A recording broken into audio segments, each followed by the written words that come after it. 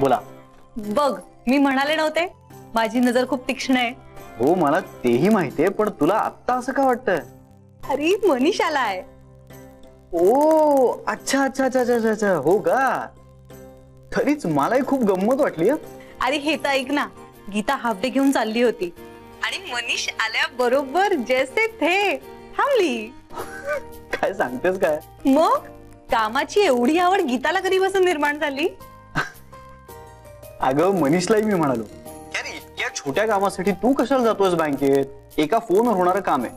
तर नाही, मला ही एवढी मोठी कारणं सांगायला लागला. येस येस येस, हे जमणार आहे. हो हो हो हो, होल्ड ऑन जरा थांब. डायरेक्ट त्यांचं लग्न लावायला जाऊ नकोस. आत्ता ब्रेकअप झाले त्यांची. ही अशी रिबाउंड रिलेशनशिप धोक्याची असते. हो रे, मी कुठे त्यांच्या पत्रिका जुळवायला निघाले ना, त्यांचा वेळ घेऊच दे ना. आणि तेच बरोबर आहे. करेक्ट. यांचं काही झालंच ना तर मला खूप आनंद होईल. आणि ज्यामुळे माझ्या बायकोला आनंद होईल ती गोष्ट व्हायलाच पाहिजे.